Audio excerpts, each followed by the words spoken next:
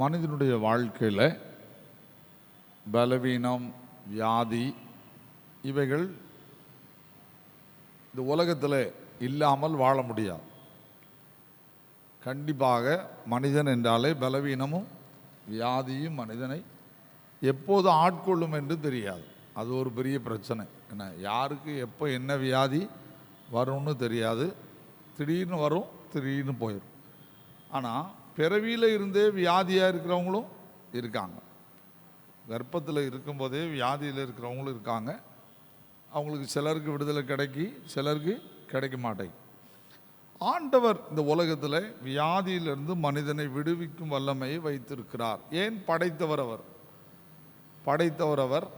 அவர் சொல்ல ஆகும், அவர் கட்டளையிட நிற்கும். அவர் சொன்ன பின்பு எந்த ஒரு காரியமும் நம்முடைய சரீரத்தில் செயல்படாமல் இருக்க முடியாது. அவர் சொன்னால் சொன்னது தான், அதுதான் மிகப்பெரிய ஒரு கிருபை. ஆனால் அவர் சொல்லுவது தான் அவ்வளவு எளிதான வேலை அல்ல. புரியுதா? எல்லார்ட்டையும் உடனே சொல்லிட்டாருன்னா எல்லாருக்கும் என்ன இருக்காது? வியாதியே இருக்காது. என்ன, திடீர்னு வந்து ஆண்டவர் உனக்கு எல்லா வியாதியும் சோமாகிட்டேன்னு சொல்லிட்டாருன்னா எல்லா வியாதியும் என்ன செய்யும்? சோமாயிரும். ஆனால் அவர் சொல்லாமல் இருக்கிறதுக்கு என்ன காரணம்? அவர் சொல்லாமல் இருக்கிறதுக்கு என்ன காரணம் அப்படிங்கிறது நாம் நிறையா நேரம் படிக்க வேண்டியது. புரியுதா? இன்றைக்கி நிறையா பேர் சொல்கிறாங்க, இயேசு கிறிஸ்து நமக்குள்ளே வந்துட்டா வியாதியே வரக்கூடாது அப்படின்னு சொல்கிறாங்க. அது சரியான விசுவாசமே கிடையாது. புரியுதா? இயேசு கிறிஸ்து நம்ம கூட இருந்தாலும் இந்த உலகத்தில் நமக்கு என்ன உண்டு? பலவீனமும் வியாதியும் உண்டு. ஆனால் இதை நாம் இந்த உலகத்தில் ஜெயித்து ஆண்டவரண்டை போவது தான் ஆண்டவர் கொடுத்த பெரிய கிருபை. வியாதியையும் பலவீனத்தையும் எப்படியா ஜெயிக்கணும்? பைபிளில் 2 வசனம் இருக்குது. சோதனையை சகிக்கிற மனுஷன் பாக்கியவான், அவன் உத்தமன் என்று விளங்கின பின்பு தான் அவனுக்கு கொடுத்த ஜீவ கிரீடத்தை பெறுவான். இது சோதனையை சகிக்கிறவன். சோதனையை ஜெயிக்கிறவனும் பாக்கியவான் இருக்கு. சோதனை 2 விதமாக நம்முடைய வாழ்க்கையில் நாம் தாண்டி போகணும். ஒன்று ஜெயிக்கணும், இன்னொன்று சகிக்கணும். புரியுதா? இப்போ நாம் ஜெயிப்பது இந்த உலகத்தில் அதிகம் பேசப்படுது. புரியுதா? ஆண்டவரோட நின்று ஜெபம் பண்ணி ஜெயிச்சிடணும்னு அதிகம் பேசப்படுது. சகிக்கிறது என்பது ஏற்றுக்கொள்ள முடியாத ஒரு சத்தியம். அது என்னையா, என் வாழ்க்கையில் எனக்குள்ள மட்டும் இந்த வியாதியை தந்து ஆண்டவர் நீ இதை தாங்கி கொள்ளு எப்படி சொல்லலாம் அப்படின்னு நம்ம யோசிக்கிறோம். இந்த 2 பிரச்சனையும் ஓடிக்கிட்டே இருக்கு. ஆனால் சோதனையை தாண்டினா 2 வழி இருக்கு. ஒன்று சகிக்கணும், இன்னொன்று ஜெயிக்கணும். புரியுதா? சகிக்கணும். நல்லா புரிஞ்சுக்கோ. அப்போ நம்முடைய கிறிஸ்தவ வாழ்க்கையில் சகிக்கிற ஒரு அனுபவம் நமக்கு ரொம்ப இருக்கணும். சகித்து கொள்ளுகிற அனுபவம் நமக்கு ரொம்ப இருக்கணும். சகித்து கொள்கிற சூழல் நமக்கு வேணும். கிறிஸ்தவ வாழ்க்கை என்பது சோதனையை ஜெயிக்கிறது மட்டுமல்ல, சகிக்கிறது. ஏன்னா சகித்து ஜெயிப்பது என்பது நம்முடைய வாழ்க்கை முடியும் போது தான் தெரியும். ஆனால் ஜெயிக்கிறது என்பது, ஒருவேளை நான் ரொம்ப நேரம் ஜெபம் பண்ணி எனக்கு ஒரு வியாதியிலேருந்து விடுதலை வந்துட்டுனா நான் ஜெயிச்சிட்டேன் அப்படின்னு நம்ம ஈஸியாக சொல்லிடலாம். ஆனால் இந்த உலகத்தின் நடுவில் சோதனையை சகித்து வாழ்தல் மிக மிக மிக முக்கியமான காரியம் சொல்லிட்டேன். ஏன்னா இன்னைக்கு நிறைய பேர் இந்த சோதனையை என்ன செய்ய மாட்டேங்காங்க? சகிக்க மாட்டேங்காங்க. புரியுதா? சோதனையை சகிக்க மாட்டேங்காங்க. எல்லாரும் என்ன நினைக்காங்க? சீக்கிரம் ஜெயிச்சிடணும் அப்படின்னு நினைக்காங்க. சகிக்கிற கிறிஸ்தவ வாழ்க்கை மிக மிக தேவையான, அதுதான் இந்த அதிகாரத்தில் சொல்லியிருக்கிறார். இவன் பிறவியில் குருடன், பிறவியில் கண்ணு தெரியாத ஒரு மகன். புரியுதா? இப்போ இந்த ஆளை ஆண்டவர் ஏன் சந்திக்கிறாரு அப்படின்னா, அவர் அந்த வழியாக போகிறார். எதுக்கு போனார்? அவர் ஊழியம் செய்ய போகிறார். இப்போ ஒரு பிறவி கண்ணு தெரியாதவர் அவரை பார்க்குறாரு, ஆண்டவரை பார்க்குறாரு, ஆண்டவர் அவரை பார்க்குறார். ஒருவேளை ஆண்டவர் அவரை தெளிவாக பார்க்குறார். பார்த்தோன்னே இவருக்கு என்ன தெரில? கண்ணு தெரிலங்கிறது அவருக்கு நல்லாவே தெரியுது. இதில் கூட சேர்ந்தால் 12 பேரும் பார்க்காங்க. இந்த அற்புதத்துக்கான காரணமே என்ன அப்படின்னு பார்த்தா, இந்த கூட இருக்கிற இந்த 12 பேர் தான் மிக மிக மிக முக்கியமானவங்க. சரிதானா? மிக மிக முக்கியமானது. இந்த கூட இருக்கிற 12 பேர்லையும் யாருன்னு தெரியல. 12 பேரும் சேர்ந்து கேட்டாங்களான்னு தெரியல. ஐயா, இவன் கண் தெரியாமல் பிறந்ததுக்கு காரணம் இவர் செய்த பாவமா? சொல்லுங்க. இவர்கள் பெற்றோர்கள் செய்த பாவமா அப்படின்னு ஒரு கேள்வியை யார்கிட்ட கேட்காங்க சொல்லுங்க? இயேசு கிறிஸ்துவிட்ட கேட்காங்க. இந்த அதிகாரம் எதுக்கு பின்னால் வருதுன்னா, இந்த மார்த்தாள் மரியாள் வீட்டில் சண்டை போடுறாங்கல்ல இயேசு கிறிஸ்து போய் பிரசங்கம் பண்ணும்போது, அந்த வீட்டிலேருந்து வெளியே வரும்போது தான் ஆண்டவர் வெளியே வரார். அப்போ தான் இந்த சம்பவம் நடக்கும். மார்த்தாள் மரியாள் வீட்டிலேருந்து ஆண்டவர் வெளியே வரார். வெளியே வரும்போது தான் இந்த சம்பவம் நடக்கும். அங்கே ஒரு பெரிய பிரச்சனையை ஆஃப் பண்ணுறத 12 சீடரும் பார்க்குறாங்க. புரியுதா? இங்கே அதை பார்க்குறாங்க. அப்போ இந்த பிரச்சனைக்கு யார் காரணம்? ஏன்னா அங்கே ஒரு குஷ்டரோகி இருந்தான்னு சொல்கிறாங்க. எங்கே? மார்த்தாள் மரியாள் வீட்டில் ஒரு குஷ்டரோகி இருந்தான்னு சொல்கிறாங்க. அதை பற்றி ஆண்டவர் எதுவுமே பேசலை. அங்கே 2 பேரும் அங்கே போய் பிரசங்கம் பண்ணுறாரு. அங்கே 2 பேர் இருந்த மாதிரி தான் அந்த லூக்கா 10ஆம் அதிகாரத்தில் காமிக்காங்க. யாரெல்லாம்?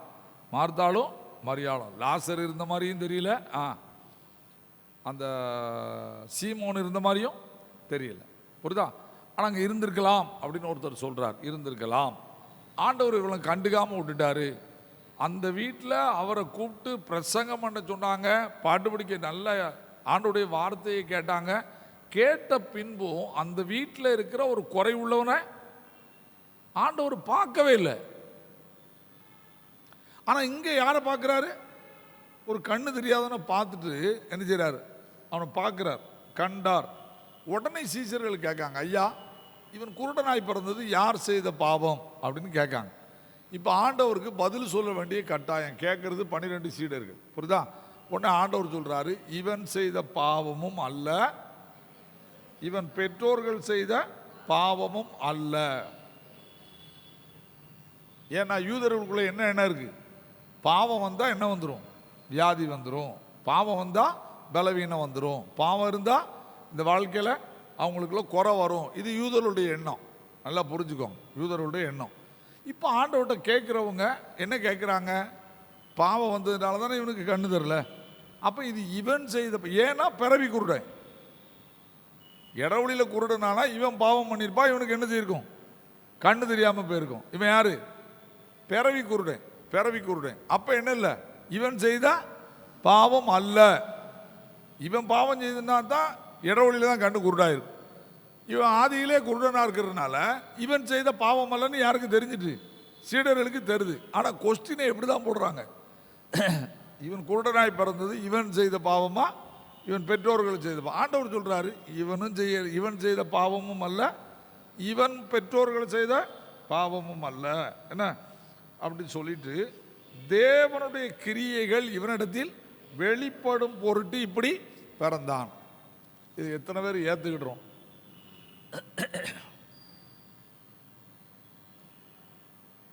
எத்தனை பேர் இதை அக்செப்ட் பண்ணுறோம்? இவர் என்னைய வயிற்றில் பறக்கும்போது குருடனாக பறக்க வைப்பாராம். எவ்வளோ காலம் குருடனாக வண்டி ஓட்டமோ தெரியாது. இப்போ அவனுக்கு படிப்பு போச்சு. சொல்லுங்கள், எத்தனை வயசில் இவன் குருடனானான்னு கண்ணு தெரிஞ்சான்னு தெரியாது. இது வரைக்கும் என்ன போச்சு? சொல்லுங்கள், படிப்பு போச்சு. வாழ்க்கையில் ஒரு குறை உள்ளவன்னு எல்லாரும் சொல்கிறாங்க. இவனுக்குரிய மரியாதை இருந்திருக்குமா சமுதாயத்தில்? இல்லை. எல்லா நிலைமையிலும் பாதிக்கப்பட்டு வாழ்கிறார். ஆண்டவர் சிம்பிளாக சொல்கிறாரு, இவர் இவ்வளவு நாளும் குருடனாய் பிறந்ததுக்கு காரணம் என்ன தெரியுமா? ஏன் கிரியை இவன் மேலே வெளிப்படுறதுக்காக நான் இவனை அப்படி படைச்சேன்னு சொன்னா நாம் ஏற்றுக்கிடுவோமா?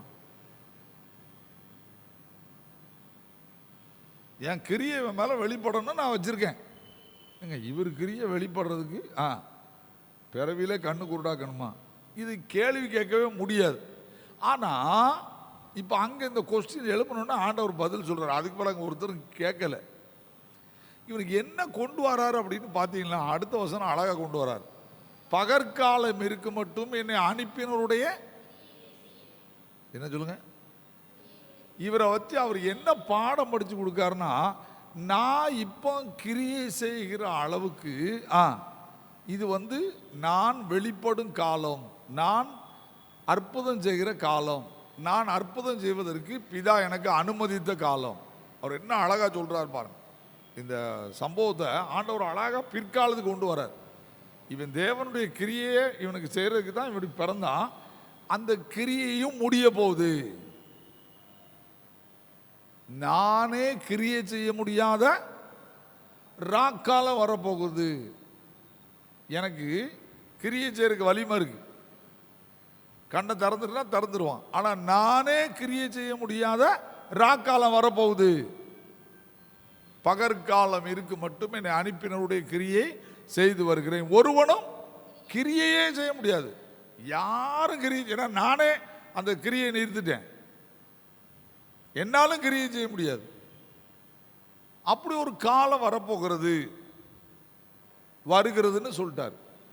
இப்போ உங்கள்கிட்ட புரிஞ்சுக்கோங்க, இந்த இவனுக்கு எப்படி தேவ கிரியை எப்படி வெளிப்படுது. இவன் ஒரு மாடலை வாரான். எதுக்கு மாடலை வாரான்? இந்த நபர் பகற்காலத்தில் வந்ததுனால இவன் மேலே நான் என்ன செய்கிறேன்? கிரியை செய்கிறேன். ஆனால் பகற்காலம் எடுபட போகுது. நமக்கு கொடுக்குற எச்சரிப்பு என்ன தெரியுமா? பகற்காலம் எடுபட போகுது, ராக்காலம் வரப்போகிறது. ராக்காலத்தினுடைய முதல் பிரச்சனை என்ன தெரியுமா? இயேசு கிறிஸ்து பரிசுத்தாவியானவர் மூலமாய் எங்கும் கிரியை செய்ய முடியாது. படிச்சுக்கோ. நான் இன்னைக்கு ஒரு வீட்டில் ஹவுஸ் விசிட் போகும்போது ஐயா வட இந்தியாவை பற்றி ஏதோ பேச ஆரம்பித்தான்.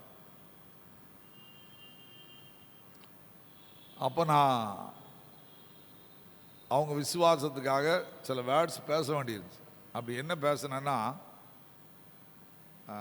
ஹெக்டேன்னு ஒரு பிரதமராக இருந்தார். உங்கள் எல்லாருக்கும் தெரிஞ்சிருக்கும். ஹெக்டே ஜனதா கட்சின்னு ஒன்று இருந்துச்சு இந்தியாவில், தெரியுமா? ஜனதா கட்சி. அப்போ ஹெக்டே பிரதமராக இருந்தார். அவர் பிரதமராக இருக்கும்போது இந்திய அளவுக்கு மதம் மாற்ற சட்டத்தை கொண்டு வரதுக்கு அப்ளை பண்ணாங்க. உடனே எல்லாரும் சத்தம் போட்டு பார்த்தாங்க, முடியாது அப்படின்ட்டாங்க. போட்டே கொண்டு தீர்மானத்தை வாசிக்கிறதுக்கு டேட் கொடுத்துட்டாங்க. அப்போ தானியேல் ஆபிரகாம் ஆயிரம் பிஷப்பாக இருந்தாங்க. எனக்கு நல்ல ஞாபகம் இருக்குது. தானியேல் ஆபிரகாம் பிஷப் ஐயா திருநெல்வேலியில் பிஷப்பாக இருந்தாங்க. 3 நாள் லீவ் கொடுத்தாங்க. வேளன் வெள்ளி சனின்னு நினைக்கிறேன். 3 நாள் லீவ். எல்லா கோயிலையும் திறந்து போடணும்னாங்க. திறந்து போட்டால் யாருமே மணிலாம் அடிக்க மாட்டாங்க. நீங்கள் வர வேண்டியது மைக்கை முன்னால் வச்சுருப்பாங்க, இல்லைன்னா ஒரு டேபிள் போட்டுருப்பாங்க, ஒரு பைபிள் இருக்கும். பிரசங்கெல்லாம் கிடையாது. கரெக்டாக 9 மணிக்கு ஆரம்பிப்பாங்க, 3 மணிக்கு ஜெபம் முடிச்சிருவாங்க. முன்னால் நின்று நீங்கள் சத்தம் போட்டு ஜெபம் பண்ணணும். யாருக்காக? இந்த மதம் மாற்ற சட்டத்திற்காக. ஏங்க சனிக்கிழமை ஜெபம் பண்ணி முடித்தாங்க, திங்கக்கிழமை பாராளுமன்றம் கலைஞ்சிட்டுன்னு நினைக்கிறேன். அதுக்கப்புறம் ஒரு நாள் பிரதமராக யார் வந்தார்னா சரண் சிங்னு ஒருத்தர் வந்தார். யார் வந்தா? அவராலையும் 1 மாசமா பிரதமராக வந்தார். அவர் என்ன ஆயிட்டாரு? திரும்ப அந்த சட்டத்தை கொண்டு வர முடியல. நான் இன்னைக்கு அவங்ககிட்ட என்ன சொன்ன தெரியுமா? அன்னைக்கு நம்ம ஜெபத்தை ஆண்டவர் கேட்டாரு. இன்னைக்கு நம்மவே அநியாயம் பண்ண ஆரம்பிச்சிட்டோம். ஏசாயா 59 படி கேட்கக்கூடாதபடி செவி அடைக்கப்பட்டுட்டு, எரேமியா 5:25 படி உங்கள் பாவங்கள் நன்மையை வர ஒட்டாதிருக்கிறது. நம்ம பாவமே என்ன செய்யுது? ஆண்டவருக்கும் நமக்கும் பிரிவினை உண்டாக்கிட்டு. இப்போ நம்ம விடிய விடிய ஜெபம் பண்ணி தான் பார்க்கோம். உத்தரப்பிரதேசத்துக்காக ஜெபம் பண்ணுறோம், என்னெல்லாமோ ஜெபம் நடக்கு. ஆனால் எங்கே மாற்றம் வர மாட்டேங்கி? சொல்லுங்க, எங்கே மாற்றம் வர மாட்டேங்கி? அங்கே மாற்றம் வர மாட்டேங்கி. ஏன் வர மாட்டேங்கி? ஏன் மாற்றம் வர மாட்டேங்கி? ஒருவனும் கிரியை செய்யக்கூடாத ராக்காலம் வர ஆரம்பித்து விட்டது. என்ன நல்லா புரிஞ்சுக்கோங்க. இப்போ யோசிங்க. இப்போ நேற்று டெல்லியில் அவங்க ஜெயிச்சதுனால நிறைய பேருக்கு கேள்வி, நிறைய பேருக்கு கொஸ்டின். நம்ம இவ்வளோ ஜெபம் பண்ணுறோம் அப்படின்னாங்க. நான் சிரிச்சுட்டே இருக்கேன். ஆண்டவர் இந்த உலகத்தின் நடுவில் நம்ம ஒரு மாடலாக வச்சுருக்காரு. இந்த ராக்காலம் ஏன் வருது அப்படின்னா இதுக்கு முழு காரணமும் கிறிஸ்தவம் தான், சபை தான். நீங்கள் புரிஞ்சுக்கோங்க. ராக்காலம் வர்றதுக்கு வேற யாரும் காரணம் கிடையாது. யார் தான் காரணம்? சபையும் கிறிஸ்தவர்களும் தான். ஏன்? குறிப்பிட்ட காலத்தில் துணிஞ்சு பாவம் செய்துன்னா கிருபை நம்மை விட்டு எடுபட்டுரும். நான் அதுக்கு ஒரே ஒரு அதிகாரத்தை மட்டும் டச் பண்ணி இங்கே உள்ள வரேன். எரேமியா 7ஆம் அதிகாரத்துக்கு வாங்க. நிறைய இருக்குது அந்த பகுதி.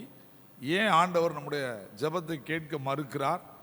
ஏன் ஆண்டவர் இந்த உலகத்தில் ராக்காலத்தை கொண்டு நம்ம ஆட்கள் நினச்சிக்கிட்டு இருக்காங்க, கோர்ட்டில் ஆர்டர் வாங்கிடலாம், சுப்ரீம் கோர்ட்டில் ஆர்டர் வாங்கிடலாம் அப்படின்லாம் நம்ம ஆட்கள் நினச்சி இப்போ ரொம்ப வண்டி ஓட்டிக்கிட்டு இருக்காங்க.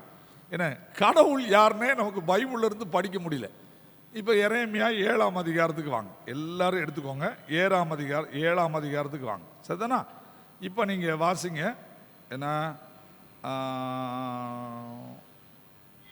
13ஆம் வசனத்தை வாசி.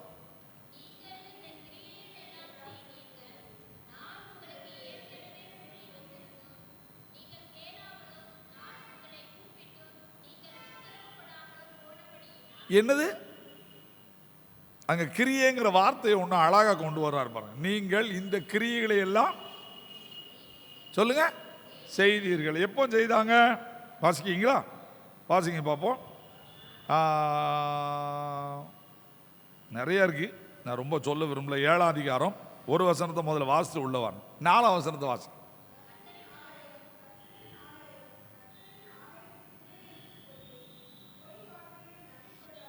இப்ப 2வது வசனத்தை வாசிங்க. இப்ப அவன் எங்க நின்று பிரசங்கம் பண்றான்?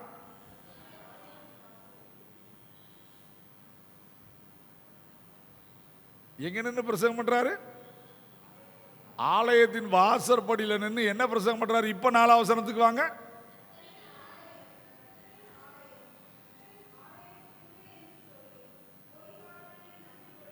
இருங்க, கர்த்தரின் ஆலயத்தின் வாசற்படியில் நின்று நான் நின்றுட்டு உங்களுக்கு இப்படி பிரசங்கம் பண்ண கல்ல கொண்டு எறிவியலா, என்னை மெண்டெலும்பில? இங்க வந்தீங்க, இது கர்த்தரின் ஆலயம் அல்ல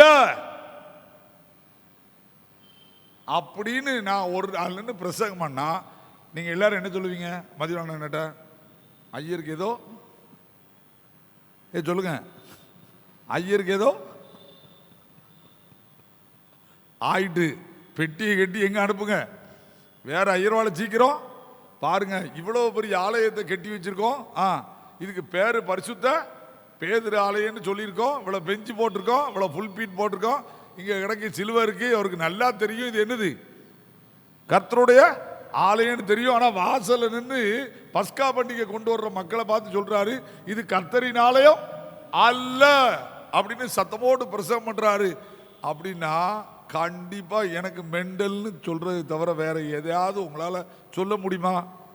சீக்கிரம் என்னைய பெட்டியை கட்டுன்னு சொல்லணும், அதான உண்மை.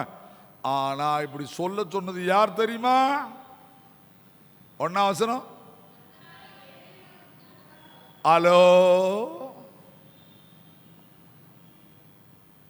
சொல்ல சொன்னது யாரு?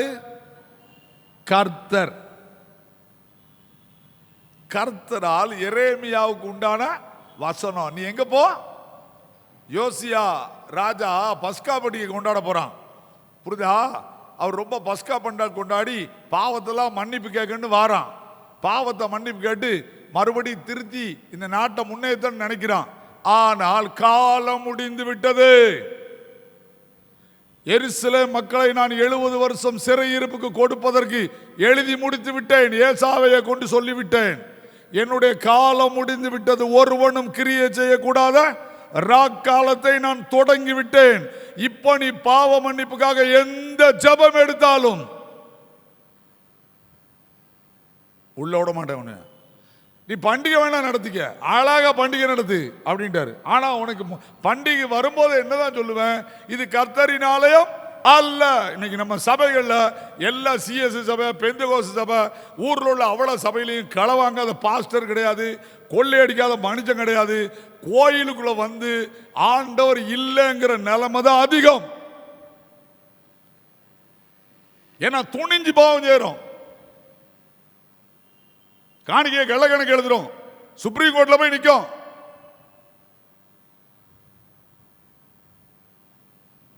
நாம சொல்றோம் ஜெபம் பண்ணா மாறிடுன்னு.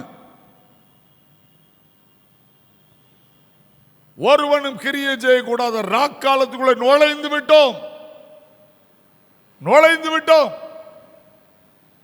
இதற்கு இந்த ஆலயம் ஒரு சாட்சி. இப்ப அதை கீழே வாசிங்க, என்ன செய்தாங்கன்னு பார்ப்போமா? என்ன செய்தாங்கன்னு பார்ப்போம். 5ஆம் வசனத்தில் வாங்க.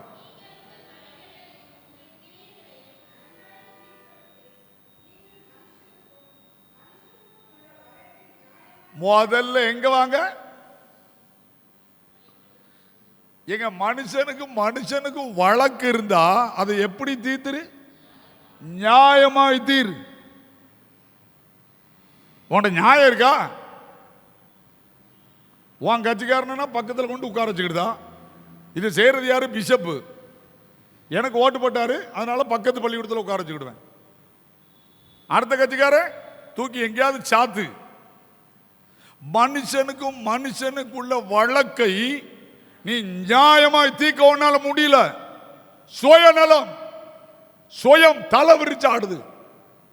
வியாதி ஏன் வருதுன்னு புரிஞ்சுக்கோங்க. வியாதி வந்தது பிரச்சனை இல்லை, இனி ஒருத்தரும் வியாதியிலிருந்து விடுதலையே தர முடியாதுங்கிற காலத்துக்குள்ள வந்துட்டா நீ. அதுதான் சொல்றாரு. இப்ப பகற்காலம் இருக்குன்னா இவன் கண்ணை திறந்துட்டேன், இனி கண்ணையே திறக்க முடியாத ஒரு காலம் உனக்கு வருது. படிச்சுக்கோ. இதைத்தான் கொடுத்துருக்காங்க நம்முடைய சினால இருந்து புக்கில், இதைத்தான் கொடுத்துருக்காங்க. அப்போ நீங்க முதல்ல படிக்க வேண்டியது என்ன? ஏன் ராக்காலம் வருகிறது? இதுக்கு நிறைய இருக்கு. எஸ்ஐகேலுக்கு போனால் உங்களுக்கு கோபம் வரும். என்ன இப்போ நீங்க ராக்காலம் வர்றதுக்கான முதல்ல நீங்க வழக்க ஒழுங்கா தீக்கல. அடுத்து நீங்க நிறைய இருக்கு. சரிதானா? இப்போ நீங்க அப்படியே வாசி பார்த்தீங்கன்னா 8ஆம் வசனத்துல வாசிங்க. எதை வார்த்தை எது நம்புறீங்க? பைபிளை எடுத்து பிரசங்கம் பண்ணா உங்களால நம்ப முடியல. நான் சென்னைக்கு போனேன், அங்க ஒரு அம்மா வந்தார்கள், தலையில கை வச்சு ஜெபித்தேன். அந்த அம்மா உடனே ஆசீர்வதித்து விட்டார்கள். உடனே 10 பவுன் நகை எனக்கு தந்தார்கள். அந்த அம்மா 10 லட்சத்துக்கு வீடு வாங்கி விட்டார்கள் சொல்லிட்டா, அல்லேலூயா ஸ்தோத்திரம். அவன் சொல்றது என்னது?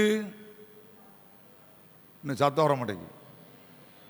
ஏங்க கோயில் எதுக்கு கொடுக்கப்பட்டிருக்குன்னா பைபிளை பிரசங்கம் பண்ண, வசனம் பிரசங்கம் பண்ண தான் எதை கொடுக்கப்பட்டிருக்கு. சர்ச் கதை அடிக்கிறது இல்லை. என்ன சொல்றார்? நீங்கள் ஒன்றுக்கும் உதவாத. நல்ல பைபிள் நிறுத்தி படிங்க. இன்னைக்கு பிரசங்கமாரி டிவியில் பண்ற பிரசங்கத்தை ஒன்றுக்கும் உதவாது. ஏன்னா இது இந்தியாவில் அவங்க செய்தியை கேட்கிற யாராவது மனம் திரும்புறாங்களா? மனம் திரும்புறாங்களா? மனம் திரும்பல. மனம் திரும்புதலே பார்க்க முடியல. ஒருத்தர் எழுதுறாரு, பேசுற பிரசங்கி யாரும் மனம் மாறல அப்படின்னு தான் எழுதுறாரு. பேசுற பிரசங்க யாரு? 15 நிமிஷம் பிரசங்கம் பண்ணா 10 நிமிஷம் ஆண்டவர் எனக்கு நேற்றை சொன்னார், இந்த இடத்தை காண்பித்தார், இந்த இடத்தை காண்பித்ததை வாங்க சொன்னார். இதைத்தான் பேசுறானே தவிர எதை பேச மாட்டேங்கான். வசனம் பேச ஆள் இல்லைன்றார். அதெல்லாம் புரிஞ்சுக்கோங்க சொல்லிட்டேன். இப்ப யோசிங்க. என்ன நாகர்கோவிலில் போன வாரம் ஒரு சபையில் நெட்டில் போட்டுட்டு இருக்காங்க, தங்கம் கொடுக்கிறவர்கள் இத்தனை பேர் தேவை. ஆண்டவர் இந்த வருஷம் எங்களுக்கு சொல்லி இருக்கிறார், இந்த சபை பன்மடங்கு பெருக போகிறது, இத்தனை ஏக்கர் இடத்தை வாங்க சொல்லி இருக்கிறார்.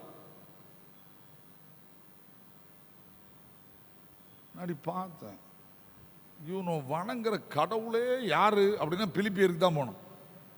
இவனு வணங்குற கடவுள் வயிறு. வயிறு வாங்கிக்கிட்டே இருக்கும். பவுல் அழகானதுதான் வயிறு. அப்போ வேதம் என்ன கற்றுக் கொடுக்கிறது? எங்க நம் பின் சந்ததிங்கிறது கடவுளோட இருக்குமாங்கிறது பெரிய டவுட்டு.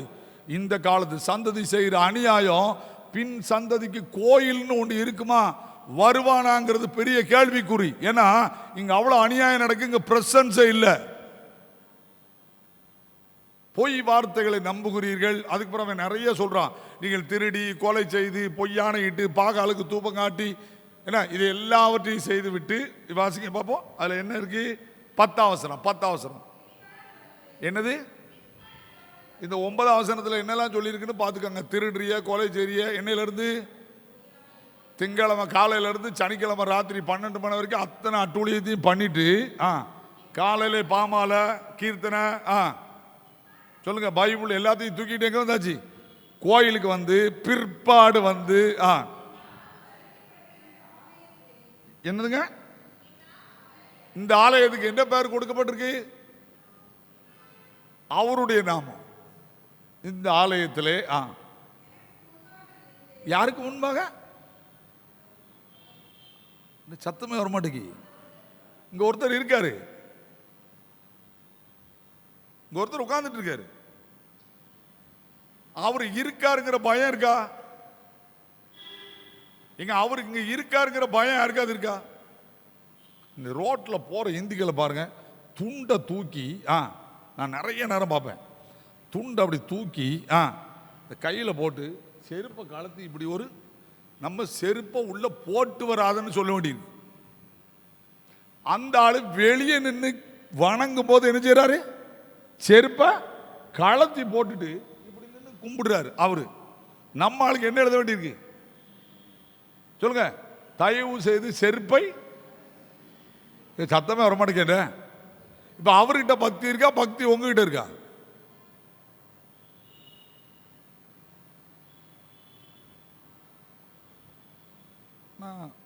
நீங்க கிரியை செய்யக்கூடாத ராக்காலம் உள்ள வந்துருச்சு. அதுக்கு நிறைய காரணம் இருக்கு. நான் அந்த ஒன்றை மட்டும் தான் எடுக்கணும்னு நினைச்சேன், வேற எதுவுமே நான் டச் பண்ண போறதே இல்லை. அப்ப நீங்க புரிந்து கொள்ள வேண்டியது என்ன? இங்க ஒருத்தர் இருக்காருங்கிற பயம் போயிட்டு, சரி அப்படி இல்லைன்னா என்ன செய்யறாங்க? இப்போ அதெல்லாம் ரொம்ப உள்ள போக வேண்டாம், புரியுதா? இப்போ நீங்க பார்த்தீங்கன்னா நீங்க இதுக்கு என்ன சொல்லியிருக்காருன்னா 14ஆம் வசனத்தை வாசிங்க.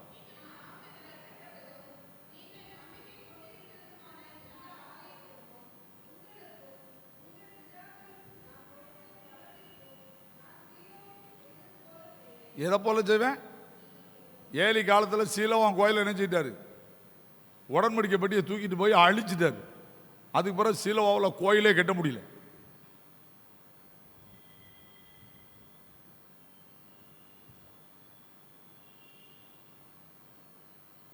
பதினஞ்சாவது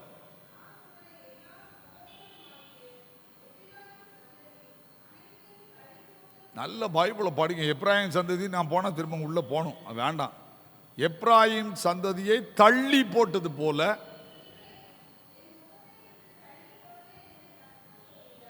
என்ன செய்வேன்? என் முகத்துக்கு முன்னால யாரும் நிக்காதன்னு சொல்லுவேன். அடுத்த வசனத்தை வாசிங்க. நல்லா புரிஞ்சுக்கோங்க. எரேமியாவை பார்த்து சொல்லிட்டாரு, இந்த ஜனத்துக்காக நீ ஜெபமே பண்ணக்கூடாது. நீ ஜெபம் பண்ணா நான் கேட்க மாட்டேன். என்ன? அவர்களுக்காக மன்றாடவும் கெஞ்சவும் வேண்டாம், என்னிடத்தில் அவர்களுக்காக பரிந்து பேசவும் வேண்டாம், நான் உனக்கு செவி கொடுப்பது இல்லை. இப்ப ராக்காலம் வந்துட்டா வரலையா? எங்க ராக்காலம் வந்துட்டா வரலையா? ராக்காலம் ஏன் வந்துச்சு? ராக்காலம் ஏன் வந்துச்சு? கடவுளையே மதிக்கிற கூட்டம் இல்லை சபைகள்ல. என்ன? கடவுளையே மதிக்கிற கூட்டம் இல்லை.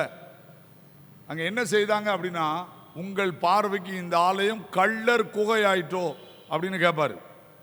அதே அதிகாரத்தில் இருக்காரு. உங்கள் பார்வைக்கு, உங்கள் பார்வைக்கு, என் பார்வையில் ஆலயம்னு கொண்டு வச்சிருக்கேன், ஆனா இது என்ன ஆகி போச்சு? கள்ளர் குகைன்னா என்ன அர்த்தம் தெரியுமா? ராத்திரி எல்லாம் களவாண்டுட்டு பங்கு போடுறதுக்கு எங்க போவான்? நான் இப்படி சொல்றேன்னு நினைக்காதீங்க, நல்ல உணர்த்துற அளவுக்கு சொல்லணும். களவான் திருட ராத்திரி பூரா அடிச்சுவான், ஊரெல்லாம் களவாண்டுட்டு பங்கு போடுறதுக்கு எங்க வருவான் சொல்லுங்க? ஊர்ல பங்கு போட மாட்டான். எங்க போயிருவான்? குகையில போய் உட்கார்ந்து பங்கு போடுவானா. ஏன்னா ஊர்ல இருந்தா தெரிஞ்சு போகணும், மலைக்கு போயிருவானா. இப்ப அவர் சொல்றாரு, உங்களுக்கு இந்த ஆலயம் உங்கள் பார்வைக்கு, நீங்க பங்கு போடுற இடமாயிட்டோ, இது காணிக்க எனக்கு கொஞ்சம் உனக்கு கொஞ்சம் களவாண்டுங்கிற இடமாச்சு போச்சுன்னா, இதை விட என்னங்க அவர் பேசணும்? இதை விட கடவுள் எப்படிங்க எரேமியா பிரசங்கம் பண்ணான்னு எனக்கு தெரியல. கோயிலுக்கு வர்றவங்கள வாசல்ல நின்றுட்டு இப்படி திட்டுறான், அது பஸ்கா பண்டிகைக்கு வர்றவங்கள. இப்ப அதை விட மோசமா இருக்கு. அப்பமாவது பரவாயில்ல, இப்ப அதை விட மோசமா இருக்கு. என்னதான் நடக்குன்னே தெரியல. அதெல்லாம் புரிஞ்சுக்கோங்க. நம்ம அறிந்து கொள்ள வேண்டிய காரியம் என்ன தெரியுமா? நான் இன்னைக்கு அதிசயம் செய்ய காத்திருக்கேன். இன்னைக்கு குணமாக்கு வர்ற என்கிட்ட இருக்கு. உனக்கும் எனக்கும் குணமாக்க விடாம தடுக்கிற ஒன்னே ஒண்ணுதான். அது என்னது? பாவம். அதைத்தான் இந்த 9ஆம் அதிகாரத்தில் வலியுறுத்துறார். இவன் கண் தெரியாம பிறந்தது இவன் செய்த பாவம் அல்ல, என்னுடைய வல்லமை இவன் மேல வெளிப்படுத்தன்னு விரும்புறேன். அப்படி நான் வெளிப்படுத்திட்டேன், வெளிப்படுத்த போறேன். ஆனா வெளிப்படுத்த முடியாத ஒரு காலம் வரப்போகுது. அந்த காலத்தை குறித்து ஜாக்கிரதையா ரெண்டு போயிட்டாரு. அன்னைக்கே சொல்லிட்டு, ஒருவனும் கிரியை செய்யக்கூடாத ராக்காலம் வருகிறது. என்ன செய்யணும்? இதுல இருந்து ஒரு 2 காரியத்தை மட்டும் சொல்றேன். இப்ப ராக்காலன்னு சொல்லிட்டார், சரிதான்? ராக்காலன்னு சொல்லிட்டார். ராக்காலன்னு சொல்லிட்டு 5ஆம் வசனத்தை வாசிக்க. யோவான் 9ஆம் அதிகாரத்துக்கு வாங்க, 5ஆம் வசனத்துக்கு வாங்க. அவர் என்ன சொல்றாரு? நான் உலகத்தில், இப்ப என்ன சொல்றாரு? ஒருவனும் கிரியை செய்யக்கூடாத ராக்காலம் வந்துட்டுன்னு சொல்றார், இருட்டு வந்துட்டுன்னு சொல்றார். ஆனால் நான் உலகத்தில் இருக்கு மட்டும் எப்படி இருப்பேன்? ஒளியா. அப்ப என்ன அர்த்தம்? நான் இல்லாத எல்லா இடத்திலையும் இருள் வந்துவிடும். இந்த வசனத்துக்கு அதான் அர்த்தம். அதான், நான் இல்லாத எல்லா இடத்திலையும் இருள் வந்துவிடும். திருச்சபைக்கு ஆண்டவர் கொடுக்கிற எச்சரிப்பு என்ன தெரியுமா? நீ கோயில்ல பாட்டு நடத்தலாம், ட்ரம் செட் போடலாம், ஆட்டம் போடலாம், குதிக்கலாம். இயேசு ஆராதனைக்கு வந்தாரா?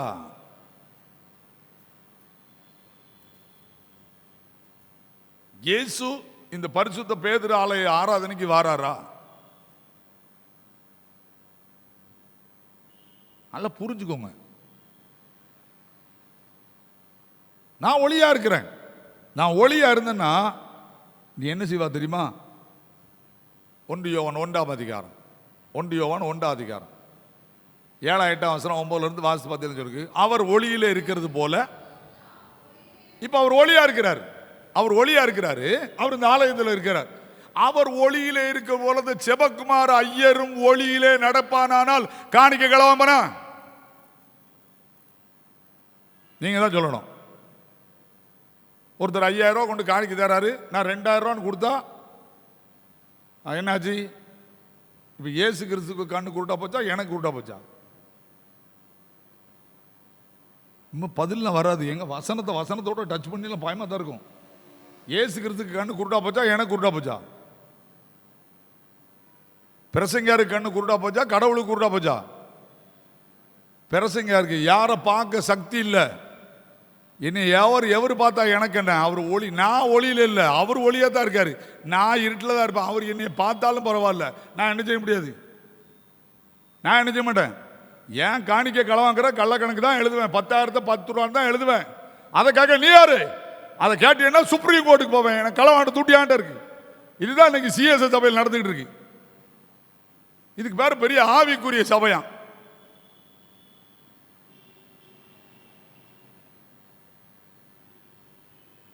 நல்லா புரிஞ்சுக்கோங்க பைபிளை.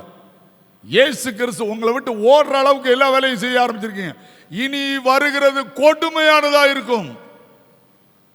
நான் கதெல்லாம் சொல்லலைங்க, இனி வருவது கொடுமையானதா இருக்கும். உங்களால தாக்கு பிடிக்க முடியாத காரியங்களை ஆண்டவர் உங்க நாட்டில் செய்ய ஆரம்பிப்பாரு. அப்ப தெரியும் உங்களுக்கு உங்களை ஆண்டவர் கைவிட்டு வெளியே போனார் என்று. இது நிலைமை ரொம்ப மோசமா போயிட்டு இருக்கு. ஆண்டவர் எல்லாத்தையும் கவனிச்சு கொண்டே இருக்கிறார். ஆண்டவரை விரட்டுற வேலையை நிறுத்திட்டு இயேசு கிறிஸ்துவை எனக்குள்ள பார்க்கணும்னு நினைக்கணும். நானும் ஒவ்வொரு நாளும் என்ன ஜெபம் பண்ணுவேன் தெரியுமா? ஆண்டவரே, நீர் இல்லாம புல் பீட்டுக்கு ஏறுற வேலையே இருக்கக்கூடாது. நீர் வந்தா நான் ஏறுறேன், நீர் வந்தா ஒரு வீட்டுக்கு போய் ஜெபம் பண்ண போறேன், நீர் வந்தா நான் இந்த வேலையை செய்யறேன். நீர் இல்லையா, எனக்கு உமக்கு பிளவு இருக்கா சொல்லிடும், நான் கிளம்பி போயிடுறேன். பில்லி கிரகாம் ஃப்ளைட்டில் ஹெலிகாப்டரில் போறாரு. ஒரு நாட்டில் அவருக்கு கூட்டம் சரியான கூட்டம். அவர் அப்படியே எட்டி கீழே பார்த்தாராம். என்னைய பார்க்கறதுக்கு இவ்வளவு கூட்டமா அப்படின்னு ஒரு வார்த்தை வந்துச்சான்.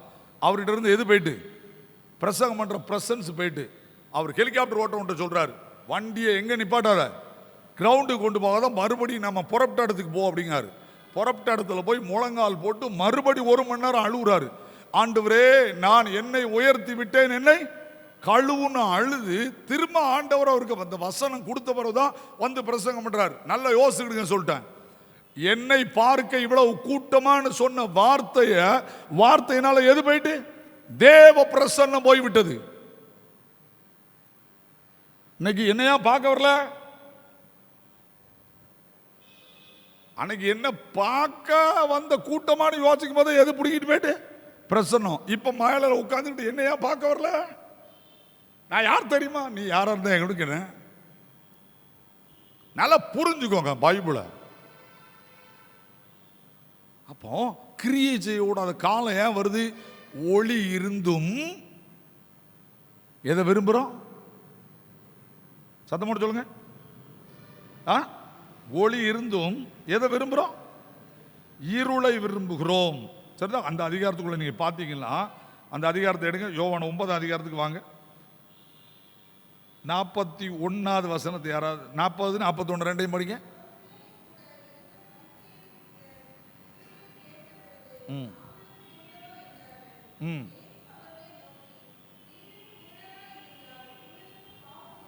என்னது? உனக்கு கண்ணு தெரியாம இருந்தா உனக்கு பாவம் இருக்காது.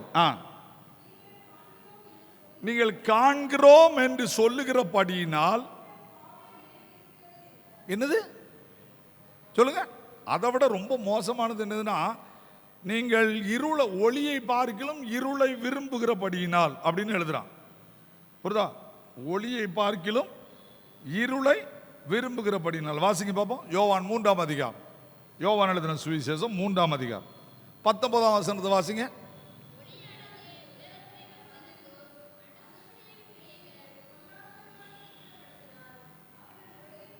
நல்லா புரிஞ்சுக்கோங்க. என்னது? ஒளியை பார்க்கல. எதை தான் விரும்புறேன்? இருளை தான் விரும்புறேன். அவர் ஒளியா இருக்காரு, எனக்கு அவர் தேவையில்லை, எனக்கு தேவை இருள் தான். ரொம்ப கடினமான காலத்துக்குள்ள தப்பெல்லாம் முடியாதுங்க. நீங்க நினைக்கிற மாதிரிலாம் கிடையாது. தப்பெல்லாம் யாரும் முடியாது. இப்ப நீங்க அந்த 9ஆம் அதிகாரத்துக்கு வாங்க. மறுபடி வாங்க. நீங்க 9ஆம் அதிகாரத்துக்கு வாருங்க. இப்ப நான் ஒளியா இருக்கிறேன்னு சொல்லிட்டு என்ன பண்றாரு? அவன் பக்கத்துல போறாரு பாருங்க. அவன் பக்கத்துல போறாரு பாருங்க. 6ஆம் வசனத்தை வாசிக்க. நமக்கு யாராவது இதை செய்து அல்ல என்ன செய்தாரா? ஹலோ, இங்க என்ன ஒரு நிமிஷம் கவனிக்கணும். இப்ப அந்த கண்ணு தெரியாத முன்னால வரான். ஆண்டவர் என்ன பண்றாரு? சொல்லுங்க. பூனை எங்க துப்புறாரு? துப்பி என்ன செய்யறாரு? கையை வச்சு. எங்க கொஞ்சம் கவனமா பிரசங்கம் கேட்கணும். என்ன செய்யறாரு? சத்தம் போட்டு சொல்லுங்க. சேர் உண்டாக்கி எதுல பூசுறாரு? அவனுக்கு தெரியாது, சுத்தியில் இருக்கவனுக்கு தெரிஞ்சிருக்குமா தெரியாதா? இப்ப ஆண்டவர் செய்யறத சரின்னு ஏத்துக்கிட்டா கண்ணு திறக்கும்.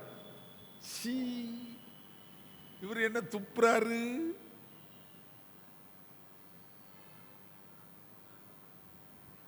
நான் சொல்றது புரியுதா?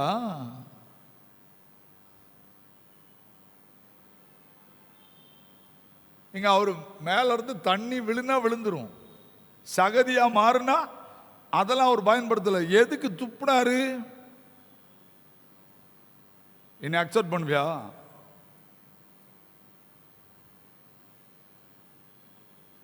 என்னை அக்செப்ட் பண்ணுவியா?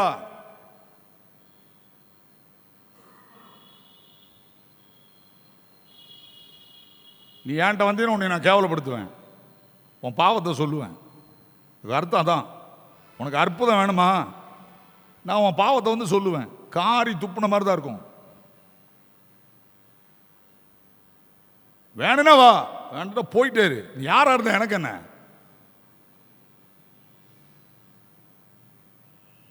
ஒரு வாலிபன் சேலத்தில் என்னை ஜோமனை கூப்பிட்டாங்க. நானும் என் தம்பி இங்கிருந்து கிளம்பணும். சேலத்து பக்கத்தில் உள்ள ஈரோடுக்கு போகிற ரூட்டில். அப்போ அவங்ககிட்ட சொன்னேன், அவனை நீங்கள் பிடிச்சு வச்சுக்கிடுங்க அப்படின்னு சொன்னேன். அதெல்லாம் எங்களை தப்பி ஓட மாட்டான். நான் இங்கேருந்து அந்த ஊரில் போய் இறங்கிய ஓடிட்டான். அம்பாசிடர் காரை வச்சு விரட்டுறாங்க, அவனை பிடிக்க முடியல. அவன் கடத்தில் முள்ளுக்குள்ள ஓடிட்டான். ராத்திரி 11:10 மணி இருக்கும். அவனை பிடிக்க முடியலன்னு வராங்க. நான் அவங்க வீட்டில் ஜோமன்ட்டு சொன்னேன், நான் ஒரு கேள்வி கேட்பேன், என்கிட்ட மறைக்காமல் சொல்லணுன்றேன். சொல்லுங்க. நாங்கள் எதிர்த்த வீட்டில் ஒரு வாலிய பிள்ளை வீட்டில் போய் இவன் படுத்திருந்தானா, எவ்வளோ நாள் அங்கே தொடர்பாக இருக்கான்னு கேட்டேன். 7 வருஷமாக தொடர்பாக இருக்கான். நாங்கள் சார் அவனை பிடிச்சு கொண்டு வாங்க, அவங்ககிட்ட நான் சில பிரதிக்கனை கேட்கணும், இல்லைன்னா என்னால் ஒன்றும் செய்ய முடியாது. நான் ஜெபம் பண்ணிட்டு கிளம்புனேன். நீங்கள் என்ன நினச்சாலும் சரி, நான் ஜெபம் பண்ணிட்டு திருவள்ளூர் பஸ்ஸில் அன்றைக்கி சீட்டு கிடையாது, காலையில் நான் வந்தாகணும். அதெல்லாம் டிரைவர் என்ன பண்ணாருன்னா, ஐயா நீங்கள் அவசரமாக போகணுமோன்னாரு. ஏறுங்க வண்டியில் அப்படின்னாரு. ஒரு வண்டியிலையும் சீட்டு கிடையாது சேலம் பஸ் ஸ்டாண்டில். அப்போ என்னை ஏற்றி அந்த கண்டக்டர் சொல்லிட்டாரு, இந்த உன் சீட்டு அவருக்கு விட்டு கொடுத்துட்டு அவர் படுத்துக்கிட்டார். நான் அந்த சீட்டில் உட்காந்து வந்தேன். கொஞ்ச நேரத்தில் இன்னொரு கண்டக்டர் வந்து ஏறிட்டார். அவர் அந்த சீட்டை விட்டுருந்தார். நான் படியில் உட்காந்து திருநெல்வேலிக்கு வந்தேன். ஆனால் நான் தப்பிச்சேன். என் தம்பிக்கு யூரின்லாம் பிளட்டாக போயிட்டு அந்த தம்பி கொஞ்ச நாளில் இறந்துட்டான்.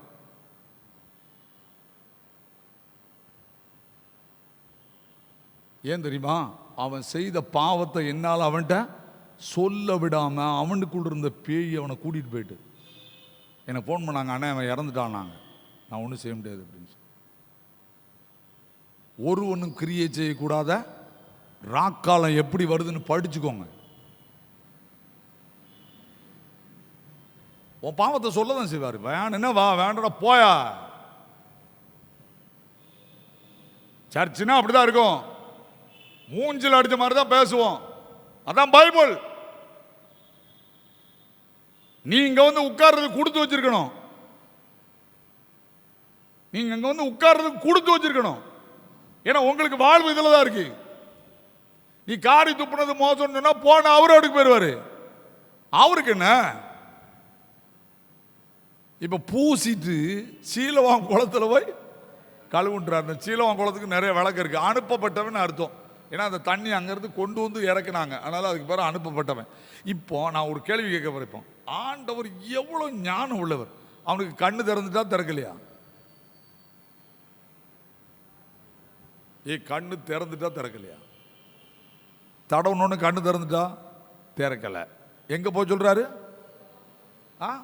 அந்த குளம் எவ்வளவு ஆழம்? உளுந்து செத்துருவானா சாவ மாட்டானா? இதெல்லாம் உங்களுக்கு புரியாதுங்க. கொஞ்சம் பைபிளை இருக படிச்சாதான் வழங்கும். இப்ப இவர் செய்தது சரியா தப்பா? நீங்க கடவுளை தப்புன்னு சொல்ல முடியாது. கடவுளை தப்புன்னு சொல்ல முடியாது. என்ன சொல்ல வாரார் தெரியுமா? உனக்கு சுகம் வேணும்னா எனக்கு கீழ்படி. தடவிட்டேன், போய் கழுவு. புரியுதா? நீ கழுவப்பட முன்னால உனக்கு சுகம் கிடைக்காதுடா. இயேசு கிறிஸ்துவின் ரத்தம் சொல்லுங்க சகல பாவங்களை நீக்கி. நீ இயேசு கிறிஸ்து மட்டும் கடவுள்னு போய் உணர்ந்து கும்பிடுறியா? உனக்கு சுகம் வேணும். இயேசுவும் கடவுள்னா வேற யாரையும் பாரு. உனக்கு சுகம் வேணும்னா இயேசு மட்டுமே கடவுள்னு சொல்லு. எனக்குள்ள வாரம்னு சொல்லு. அவர் வரலையாங்க, நான் அந்த பைபிளை வச்சு உனக்கு சவால் விடுறேன்.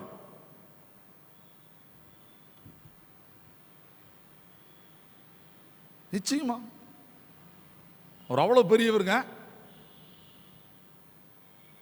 இன்றைக்கும் ஸ்டில் அவர் அற்புதம் செய்துட்டு தான் இருக்காரு. இல்லைன்னு யாருமே சொல்ல முடியாது. எத்தனையோ மிராக்கள் நடந்துகிட்டு தான் இருக்கு. ஏன் தெரியுமா? அவர் சொல்றதுக்கு செவி சாய்க்காங்க, அவருடைய சொல்லுக்கு கீழ்ப்படுகிறாங்க, பாவங்களை அறிக்கையிடுறாங்க, ஒப்பு கொடுக்காங்க. ஆண்டவர் தொடுறார். இன்னைக்கும் தொடுதல் நடக்கு, சாதாரணமாக நடக்கு. ஏன் நமக்கு நடக்க மாட்டேங்குன்னா, நாம் எல்லாரும் ஆண்டவரை என்னை தொடும், அப்புறம் நான் உன்னை பின்பற்றுவேன், இந்த சுவாலியே இருக்கக்கூடாது.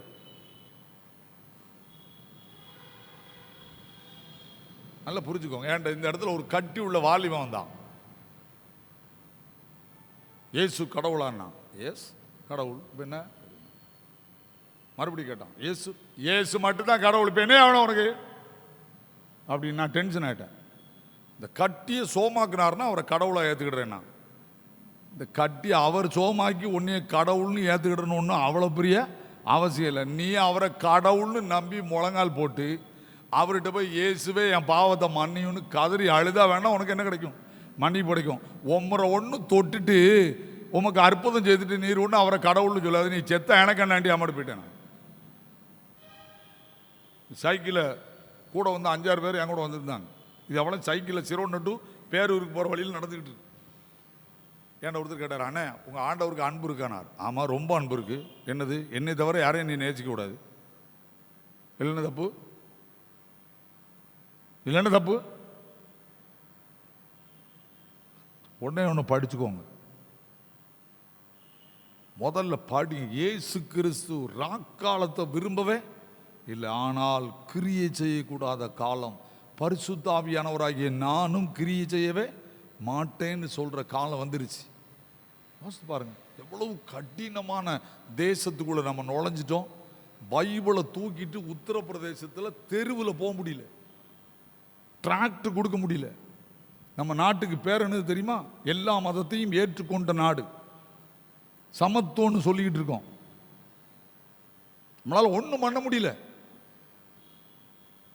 ஏன்னா கிருபை விலகி விட்டது, பிரசன்ஸ் நிறுத்தப்பட்டு விட்டது. கர்த்தர் கிரியை செய்ய மறுக்கிற காலத்துக்குள்ள வந்துட்டோம். ஒன்னே ஒன்று செய்வோம், ஆண்டவர்கிட்ட உட்காந்து அழுவோம். என் நாம தரிக்கப்பட்ட என் ஜனங்கள் தங்களை தாழ்த்தி ஜெபம் பண்ணி என் முகத்தை தேடி தங்கள் பொல்லாத வழிகளை விட்டு திரும்பினால், அந்த வேடை போட்டார், பரலோகத்தில் இருக்கிற நான் பார்த்து பாவத்தை மன்னித்து தேசத்துக்கு சேமம் கொடுப்பேன். கிரியை செய்யக்கூடாத காலம், கிரியை செய்யக்கூடாத காலம். தயவு செய்து சொல். எனக்கு தான், நான் பிரசங்கம் பண்ணோன்னு தப்பிச்சிடலான்னு நினைக்காங்க, மோத்தாட்டி எனக்கு தான். அப்போ ஒன்னையிலேருந்து படிக்க வேண்டியது என்ன? திருச்சபை மறுபடியும் மனம் திரும்பணும். களவாண்ட துட்டெல்லாம் கொண்டு கோயிலில் வச்சு, ஆண்டவரே நாங்கள் வாத்தியார்கிட்ட வாங்கினது, அப்பாயின்மெண்ட்டுக்கு வாங்கின கொள்ளை எல்லாம் தப்பு. ஏழைகளை அப்பாயின்மெண்ட் போடாமல் பெரிய பெரிய பணக்காரன் அப்பாயின்மெண்ட்டு காலேஜ் துட்டை வாங்கி கொள்ள வச்சது தப்பு. எல்லாத்தையும் கொண்டு கொடுத்தா உனக்கு இந்த ஆலயத்தில் ஆராதனை நடக்கும். இல்லை, நீ அங்கி போட்டு வருவ, ஆலயத்தில் ஒருவன் இருக்க மாட்டான். அந்த காலம் நெருங்கிட்டு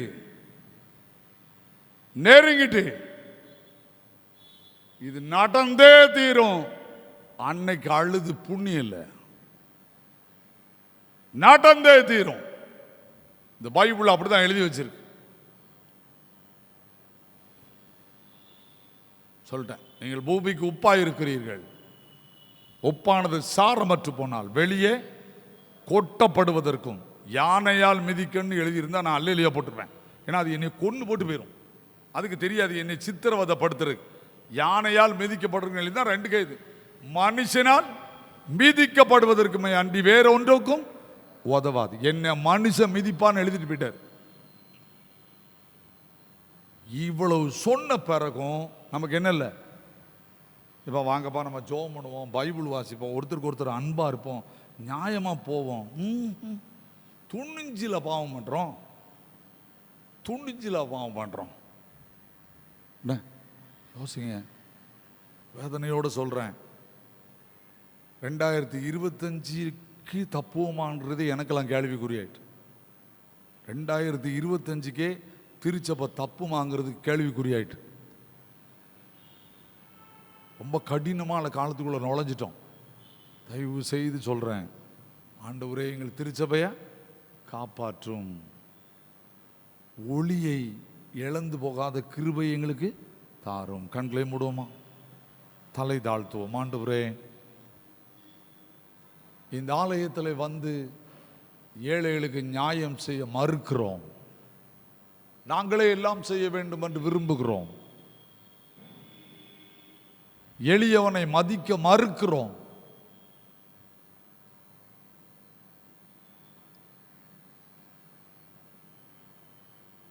எங்களை அர்ப்பணம் செய்கிறோம். ஆண்டவரே, எங்கள் காலத்தில் சமாதானத்தை கட்டளையிடும் கிருபை நிறைந்த ஆண்டவரே, ஒருவரும் கிரியை செய்யக்கூடாத ராக்காலம், அதுக்குள்ளே நாங்கள் நுழைந்து விட்டோம். எங்கள் தேசம் நுழைந்து விட்டது. காரணம், நீர் கிரியை செய்ய மறுக்கிறீர். எங்கள் பாவங்கள் உம்மை வரவிடாதபடி தடுத்து கொண்டிருக்கிறது என்று உணர்கிறோம். எங்களை மன்னியும் சுவாமி, எங்களை கழுவும். நாங்கள் மறுபடியும் ஒளியினிடத்தில் வந்து உட்கார்ந்து எங்களை உணர்ந்து எங்கள் பாவங்களை அறிக்கையிட்டு மனம் திரும்பி இயேசுவே எங்களை ரட்சியும் என்று கூப்பிடுகிற அந்த கிருபை நிறைந்த காலத்தை அல்லர் தட்டாதபடி காத்துக்கொள்ளும். அல்லர் தட்டுவோமானால் இந்த ஜனத்துக்காக விண்ணப்பம் பண்ண வேண்டாம், கெஞ்ச வேண்டாம் என்று சொல்லி எரேமியாவின் வாயை அடைத்தது போல ஜெபம் பண்ணுகிறவர்களின் வாயை நீர் அடைத்து போடுவீர் என்ற பயத்தை எங்கள் திருச்சபையில் உள்ள மக்களுக்குள்ளே தாரும். மறுபடியும் எங்கள் திருச்சபை தங்களை உணர்ந்து மனம் திரும்ப எங்களை சரிப்படுத்தி காத்துக்கொள்ளும். இயேசு கிறிஸ்துவின் மூலம் ஜெபிக்கிறோம் பிதாவே, ஆமென்.